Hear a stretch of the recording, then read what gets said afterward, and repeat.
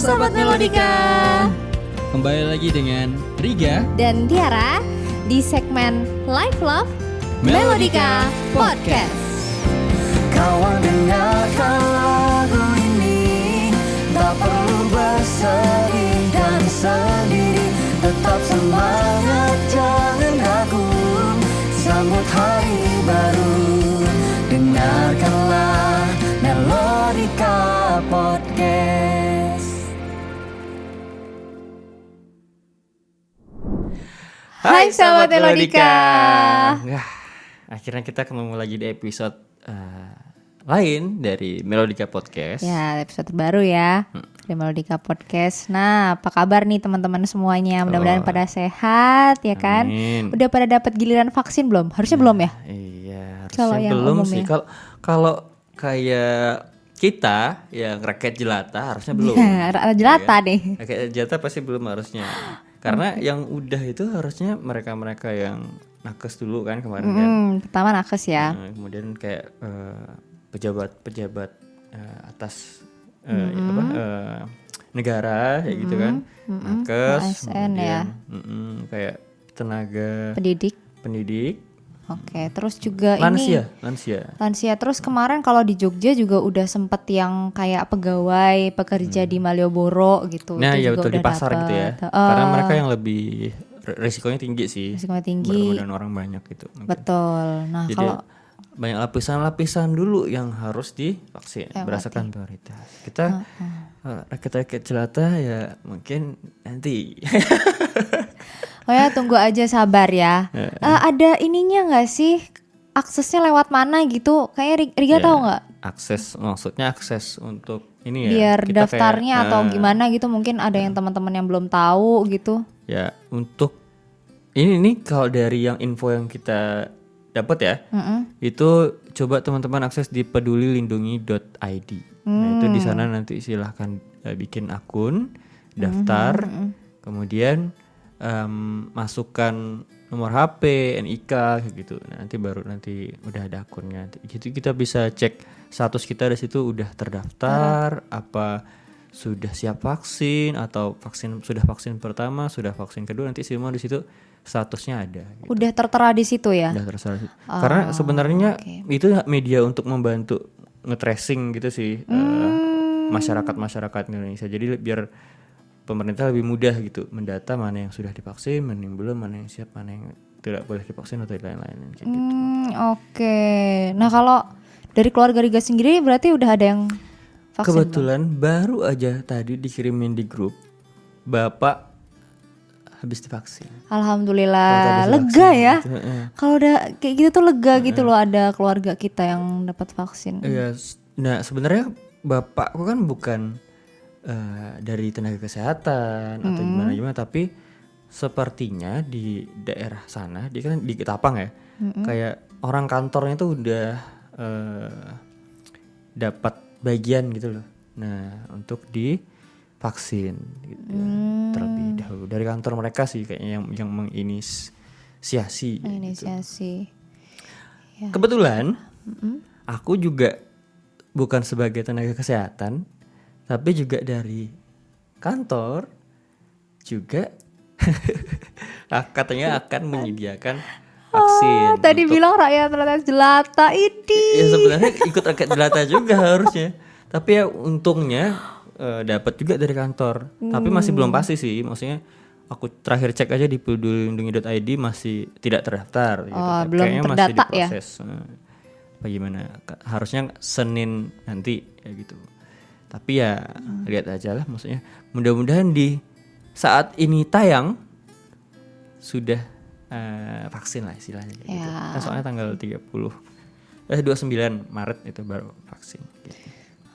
Aku juga dari keluarga aku juga ada ini, bapak juga udah vaksin. Bapak juga ada vaksin juga? Udah vaksin juga. Jadi dari itu berarti lansia apa gimana? Ya kayaknya termasuk lansia sih karena bapak udah 60 tahun kan. Nah tapi yang menginisiasi itu memang dari kelurahannya, dari desanya, dari orang setempat gitu sudah mendaftarkan. Dan beberapa hari lalu aku dikabarin kalau emang sudah didata Tapi nggak nyangka juga ternyata secepat ini gitu. Jadi tadi beliau kayak ngirimin screenshotan gitu. Oh udah Tiba-tiba di ya.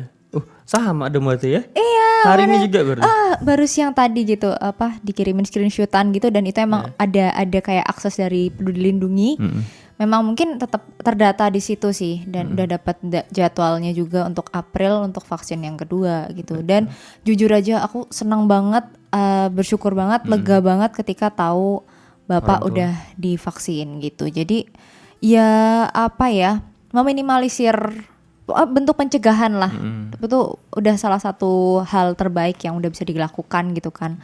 Dari pemerintah juga. Jadi makasih banget sih buat pemerintah yang udah mengadakan vaksin gratis ini gitu. Ya, karena mereka memang lebih berisiko ya kan, kalau orang-orang tua. Betul. Oke, setidaknya ya walaupun mengingatkan lagi kalau vaksin ini bukan berarti saat kita sudah divaksin kita tidak akan tertular. Pernah atau tidak akan bisa tertular kayak gitu. Melainkan kita masih bisa beresiko tertular, tapi manfaat vaksin ini adalah mengurangi atau menghindari kondisi terburuk saat terpapar vaksin kayak gitu. Itu kayak nguatin imun gitu nggak sih? Yes, ya? Karena memang itu kan virus mati yang sudah yang ada dikasih di vaksin itu. Gitu. Jadi better teman-teman nggak usah takut ya kalau untuk divaksin, karena sebenarnya tuh udah lolos uji, udah udah di standar halal juga gitu loh, udah banyak banget penelitiannya dari yang MUI sudah ini juga menyatakan hal ya memang dari sejauh ini ya kita dengar-dengar juga tidak ada yang ini kan, tidak ada yang terdampak masalah buruk besar apa gimana gitu loh. Cuman kayak paling kayak ada gejala-gejala yang sesuai dengan kondisi tubuh kita gitu ya. Kayak misalkan memang ada kemarin kasusnya temanku cerita dia nggak sarapan kayak gitu. Jadi dalam kondisi tubuh yang lagi lemah kayak gitu, vaksin, dan setelah vaksin dia muntah-muntah kayak gitu. Nah itu kan karena memang kondisi tubuhnya kan. Jadi beda-beda orang, beda-beda juga nanti reaksinya kayak gitu. Nah kita juga tidak pernah tahu dalam tubuh kita sedang ada apa, ya kan? Ya, saat dikasih vaksin, kira-kira gimana reaksinya kayak gitu. Makanya memang dari sosialisasi tentang vaksin juga dari daerah-daerah yang sudah divaksin, kelompok-kelompok yang sudah divaksin, mereka menyarankan bagi kondisi-kondisi tertentu, kayak misalkan yang ada komorbid atau penyakit bawaan kayak tadi darah tinggi atau asma dan lain-lain itu, kalau vaksin sebaiknya di daerah rumah sakit, maksudnya vaksinnya di rumah sakit. Jadi saat terjadi apa-apa bisa langsung tindakan kayak gitu di sana, kayak gitu. Baru tahu nih.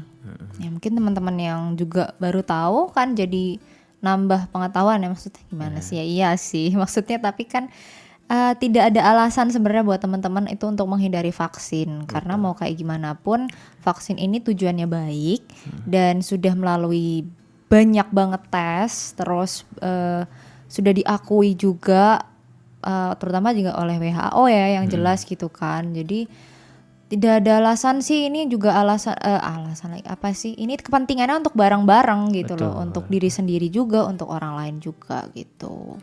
Jadi ya tunggu aja giliran vaksin ya, semoga teman-teman sehat-sehat sampai hari itu tiba juga dan seterusnya. Amin. Yang rakyat jelata jangan berkecil hati.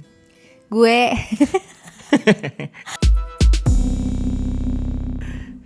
Oke. Selanjutnya ya, ini kita tadi ngebahas tentang vaksin. Ya. Masih di suasana pandemi, masih di suasana COVID-19. Ada satu hal juga, berita baru yang bisa dibilang mengecewakan. aduh apa tuh? Kalau Apa nih? ternyata mungkin teman-teman sana juga udah ada yang tahu ya, pemerintah tidak memperbolehkan kita untuk mudik lebaran tahun 2021 ini. Wow. Lagi? Makanya, Yang kan? ya Allah nih 2 tahun. Tahun lalu kita juga udah tidak bisa mudik lebaran dan lebarannya akhirnya di tanah orang lain, ya kan? Dan sekarang tahun ini setelah 1 tahun ini ya COVID ya, juga kita tidak diperbolehkan untuk mudik lebaran. Oh my god. Iya. Gimana ya? Sebenarnya yang nggak kaget-kaget banget karena udah pernah ngalamin juga, tapi nggak nyangka juga karena harus ngalamin yang kedua kalinya gitu loh. Betul. Ya kan pasti harapannya masyarakat kan, wah udah vaksin nih, wah udah lebih aman lah gitu. Terus udah juga kita udah lebih maju lah pastikan untuk mencegah hal-hal itu terjadi. Tapi pasti sebenarnya pemerintah juga punya alasan yang kuat ya untuk. Malah sebenarnya vaksin ini, kartu vaksinnya itu, kayak hasil vaksinnya itu, ada wacana bisa dijadikan syarat untuk perjalanan malah. Jadi kayak tidak perlu lagi tes PCR, kayak gitu, tinggal nunjukin kartu vaksin itu aja. Ada wacana seperti itu malah kan sebenarnya. Tapi ya dengan sudah ditetapkan tidak boleh mudik lebaran dari pemerintah, akhirnya ya tetap aja kan. Walaupun sudah vaksin atau apa, tetap ya dibolehin. Katanya malah sampai di ini loh diawasin keluar masuknya itu daerah. Jadi mudik lebaran itu benar-benar dijaga, tidak diperbolehin. TNI, Polri bahkan sampai turun tangan katanya untuk. Saking tingginya berarti ya mungkin dampak dari mudik lebaran yang pingin dihindari oleh pemerintah kan, berarti saking mau jatuh ibu. Jadi kayak sangat-sangat dihindari oleh pemerintah, makanya akhirnya diputuskan untuk dilarang mudik lebaran gitu. Sebenarnya aku pribadi ya pasti sedih. Tapi yang bisa kita lihat kan maksudnya kalau pulang berbondong-bondong ya gitu, beramai-ramai itu yang bikin menakutkan gitu, yang bikin mungkin penularannya jadi lebih tinggi. Ya karena rumahnya deket sih ya, jadi masih bisa curi-curi sih. Tapi kalau Masih di Riga, Jawa juga gitu maksudnya bukan nyontohin yang gimana ya, aduh maaf ini malah nyontohin yang enggak. Tapi maksud aku di lain hari mudik lebaran itu aku masih punya waktu untuk beberapa hari pulang itu, seenggaknya ngelihat kondisi di rumah kayak apa gitu. Yang kalau emang kondisinya udah kondusif gitu. Dan tapi sebenarnya gini sih, bagi teman-teman yang tidak jauh ya untuk pulangnya, maksudnya masih satu pulau juga, mungkin kan masih bisa dikejar dan lain-lain, dan tidak mungkin ada terikat dengan pekerjaan atau hal-hal lain ya gitu. Kan itu kan ketentuannya dari pemerintah adalah tanggal 6 sampai tanggal 17 Mei. Nggak boleh mudik lebaran. Nah, mungkin teman-teman bisa pulang lebih awal ya gitu. Lebih sebelum awal, tanggal itu. iya. Agar maksudnya masih bisa lah kan untuk keluar dari waktu yang tidak diperbolehkan mudik tadi ya gitu loh. Sebenarnya kayak gitu mungkin bisa ya gitu. Gitu. Dan ini juga yang bikin masyarakat bingung sebenarnya. Jadi malah sebelumnya ada pernyataan statement dari pemerintah, kalau dari salah satu ini sih bagian pemerintah sih, kalau pemerintah tidak memberikan larangan untuk mudik. Iya, kayaknya aku sempat baca ya kan? deh. Nah, tapi ternyata seperti yang kita tahu, berita yang hari ini keluar ya, malah pemerintah menetapkan tanggal 6 sampai 17 Mei tidak diperbolehkan mudik lebaran. Sayangkan banget sih. Tapi ya kalau emang itu untuk kebaikan bersama ya kayak mau nggak mau lagi gimana ya toh. Cuman kalau aku masih berharap misalnya memang ada kesempatan nantinya untuk pulang gitu, walaupun cuman sebentar ya diusahakan lah. Cuman kalau Riga ribet ya, repot ya kalau. Jujur aja sebenarnya aku kan udah ngerencanain buat mudik tahun ini, karena udah balas dendam nih, tahun lalu nggak pulang kan. Udah ngerencanain buat mudik awal bulan nanti April, udah mau beli tiket buat berangkat tanggal 8 Mei. Tapi ternyata tanggal 6 dan 17 tidak diperbolehkan mudik. Ya kalau beli sekarang, anggap aja misalkan kemarin udah beli gitu ya, kayak gimana tuh ya kan? refund dan lain-lain lagi ya kayak gitu loh. Bakal ya istilahnya itu aja kok sampai screenshot beritanya kirim ke grup keluarga pupus harapan. Terus gimana tanggapan keluarga tuh? Ya mama udah yang aduh kasiannya gitu, ya kan karena aku udah 4 tahun berarti hitungannya nggak pulang ke Ketapang ya ke daerah asal. Kalau kemarin kan ke Pontianaknya kayak gitu kan, bukan ke rumah beneran rumah gitu tapi ke tempat keluarga. Gimana 4 ya? tahun lebaran berarti nggak pulang. Sedih sih. Ya udah Cuman doain aja yang terbaik buat kita semua ya, keamanan kita semua yang gitu. tidak mudik lebaran. Yang jelas ya, Riga udah ada kesempatan vaksin itu dimanfaatkan. Kalau memang nanti entah peraturan pemerintah ini terus tetap sampai dari tanggal 6 sampai tanggal 17 Mei itu tetap ya kita tinggal melaksanakan yang terbaik yang diberikan oleh pemerintah. Tapi kalau seandainya ada perubahan bisa pulang dan segala macam, tidak menutup kemungkinan ya kan, nggak tahu ya kan, namanya pemerintah juga kayak gitu, kadang-kadang bilang A, abis itu besoknya B, abis itu besoknya C, ada alternatif lain gitu kan, walau-walam gitu kan. Tapi yang jelas udah vaksin, jadi udah tenang gitu. Betul banget. Anyway, ya kita kalau ngebahas itu kayak tidak ada habisnya ya. Iya. Karena ya saat ini kita hidup dengan itu gitu loh, dengan kondisi pandemi ini gitu kan. Kita ngebahas satu quotes lagi. Oke. Ini kali ini quotesnya dari Albert Einstein. Oke. Pasti udah pada tahu. Dan mungkin teman-teman juga familiar dengan quotes ini. Jadi gini quotesnya. The world is dangerous place, not because of those who do evil, but because of those who look on and do nothing. Ya. Albert Einstein. Gimana artinya, Bapak? Jadi singkatnya adalah dunia ini tuh tempat yang berbahaya, kayak gitu. Tapi bukan karena orang-orang yang berperilaku buruk, bukan karena orang-orang yang jahat itu dunia ini berbahaya, melainkan karena orang-orang yang sadar akan sesuatu, cuman mereka memilih untuk acuh atau tidak melakukan Oke, apapun. maksudnya sadar kalau ada hal buruk, ada kejadian, ada kejahatan mungkin, tapi dia diam aja gitu. Oke. Orang yang tidak bersimpati. Oh ya gitu. Kan? Ya itu sering banget terjadi nggak sih? Kayak kalau dilihat kasat mata, sebenarnya orang itu terlihat tidak bermasalah gitu. Orang itu kelihatan baik-baik aja gitu. Tapi ternyata di sisi lain dia adalah orang yang nggak peduli sebenarnya sama lingkungan. Lu mau gimana hidup lu, mau ada apa penculikan, mau ada ya bodo amat gitu. Mungkin ya itu, tapi itu ini banget sih, ekstrem banget sih. Ya. Cuman kasarnya kayak gitulah. Sebenarnya kita semua juga sebenarnya mungkin akan sedikit tuh ada sifat itu juga gak sih? Kayak kita kadang ngeliat sesuatu kayak udahlah gitu kan, bukan urusanku gitu loh, ya kan?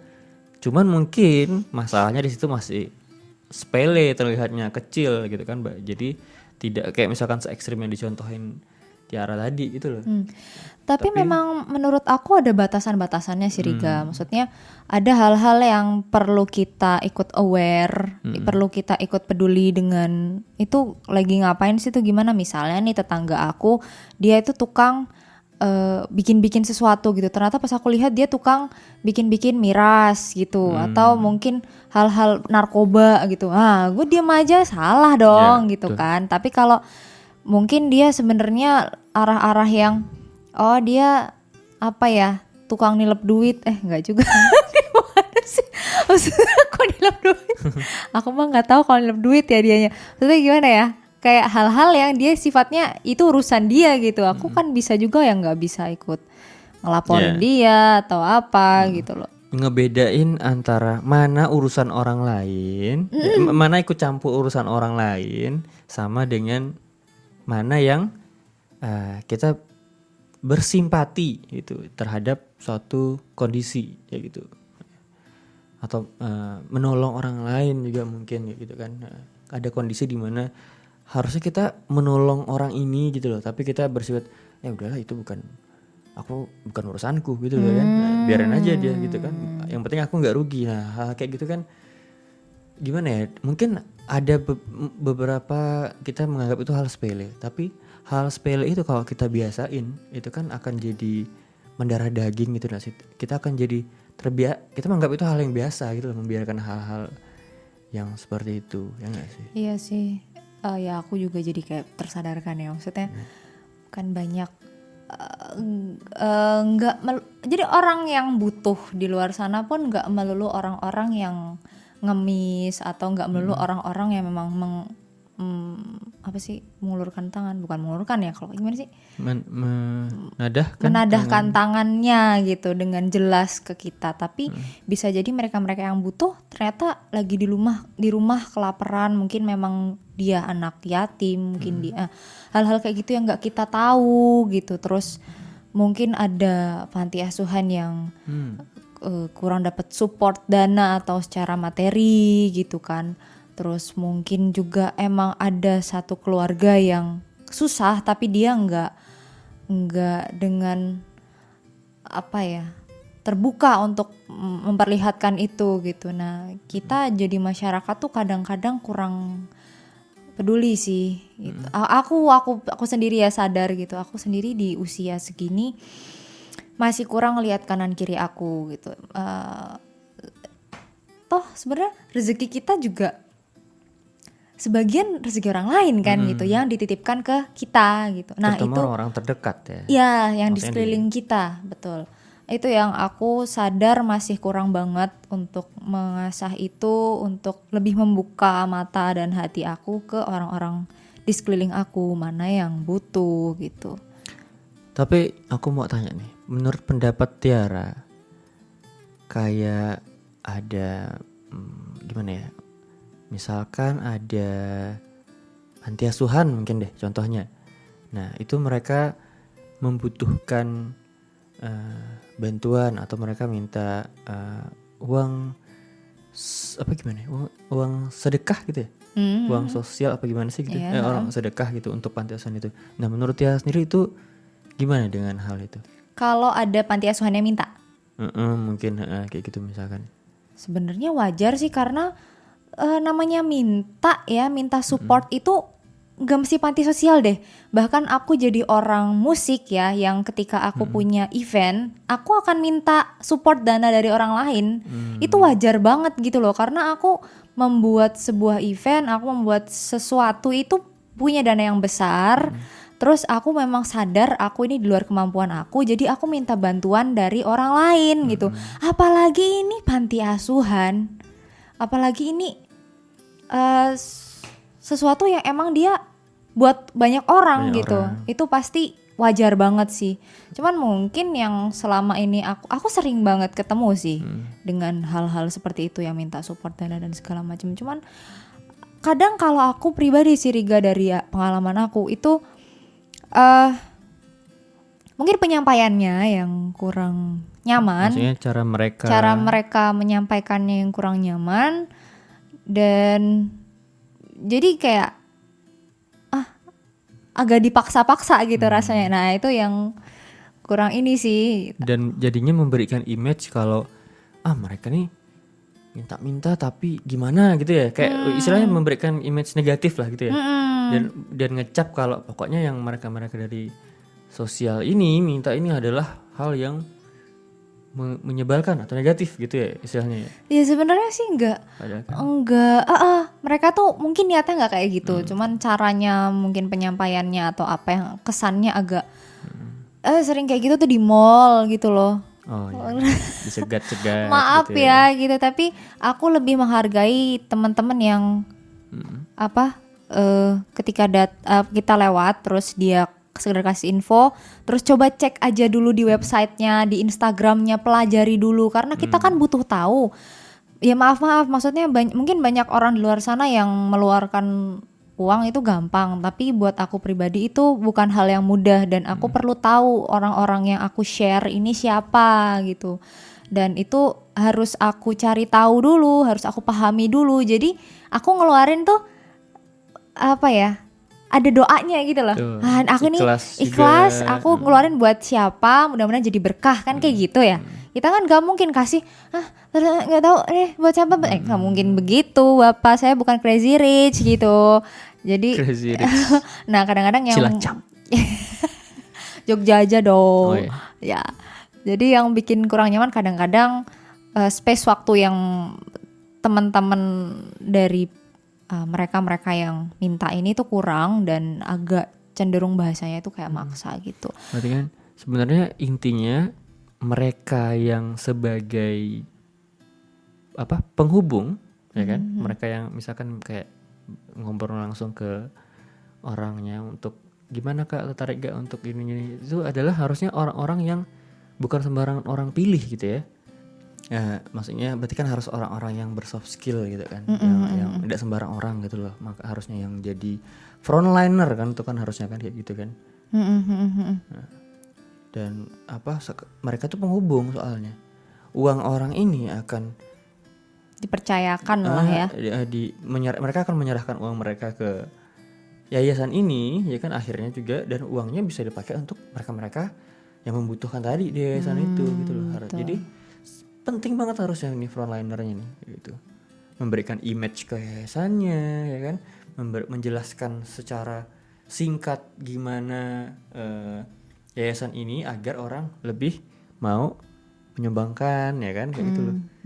Ya sebenarnya penting banget sih kemampuan mereka frontliner ini. Betul ya, kayak memecahkan isu-isu yang mungkin buat orang-orang yang lagi dihadepin tuh percaya nggak percaya, kadang-kadang kan gitu, ini beneran apa enggak, tipuan apa enggak. Nah itu gimana caranya meyakinkan tapi tidak memaksa gitu. Terus dengan ya itu tadi sih soft skillnya yang perlu bagus ya. Tapi di lain itu sih aku appreciate banget buat orang-orang yang sudah mendirikan yayasan semacam itu, yang terus sudah mendedikasikan yayasan itu untuk membantu orang-orang yang memang membutuhkan banget dengan program-program yang bagus pastinya gitu.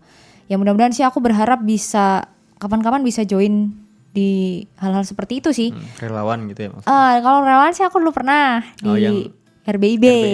Iya, teman-teman mungkin kalau yang belum tahu sekalian nih ya, namanya Rumah Belajar Indonesia Bangkit. Itu ada Instagramnya juga. Cuman kalau sekarang di masa pandemi memang lagi off. Tapi itu di Bantaran Kalicode Selatan, dan itu khusus untuk kita kayak jadi kakak-kakaknya adik-adik di Kalicode Selatan itu gitu. Ya itu sih lebih ke sedekah ilmu ya, lebih ke sedekah ilmu, lebih ke kita sedekah tenaga untuk jadi kakak mereka, terus ngayomin mereka, nemenin mereka. Nah kayak gitu sih, nggak yang gitu ya. Jadi sebenarnya masalah sedekah ini lagi juga nggak melulu materi. Ya, gitu. betul. Banyak hal yang bisa kita kasih. Mungkin sebenarnya kayak dari seniman pun banyak yang sudah terjun itu bikin konser amal atau bikin konser-konser yang bisa untuk galang dana. Tapi kan si musisi ini sendiri dia tidak mengerahkan dana ya. Mereka ya yang mereka punya skill mereka bermusik gitu. Tapi tujuannya baik untuk membantu teman-teman yang butuh kayak gitu. Jadi iya, harapannya kalau dari aku pribadi ya, dari kacamataku sendiri, apapun yang kita punya itu dimaksimalkan aja untuk membantu orang lain. Karena kita nggak pernah tahu ya kan, ternyata apa yang kita lakukan tuh membantu orang lain. Sangat berarti buat dia. Tuh. Ya, intinya teman-teman kayak misalkan tadi ya kasusnya ya, yang kayak orang mau ngasih sumbangan atau apa kayak gitu. Teman-teman cukup jangan berprasangka buruk ke mereka yang mungkin menawarkan atau apa gitu. Cukup cari tahu aja ya gitu, infonya ya kan. Nah, kalau kalian memang yakin untuk sedekahkan uang kalian, ya silahkan gitu kan.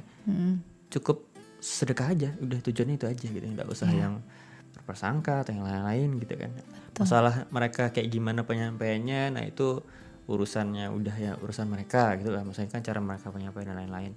dari kita sendiri. Nah itu yang bisa kita kendalikan. Kayak gitu. Betul, ya. Oke, kayaknya udah cukup banyak ya yang kita bahas. Iya, yang ya udah kan, kita di share episode juga. kali ini. Ya. Iya. Mudah-mudahan banyak insight lah yang bisa diambil dari episode kali ini. Dan sebenarnya kita juga pengen teman-teman ngasih saran sih, ya kan, topik apa lagi yang bisa kita bahas di episode selanjutnya gitu loh. Kalian juga bisa kasih kritik ya, komentar apapun itu pasti sangat kami terima karena kami juga pasti pengennya berkembang terus. Betul. Gitu. Jadi ya gimana ya, podcast tuh pengennya jadi hobi yang bisa buat nge-share juga, bisa berkembang juga gitu. Dan ngobrolin banyak hal apa aja bisa gitu loh. Ini medianya ada kayak gitu. Iya, oke. Ya.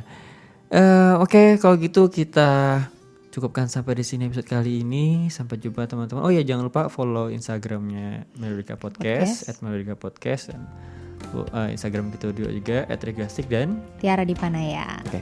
Kita undur diri teman-teman. Sampai jumpa di episode selanjutnya di Melodika Podcast.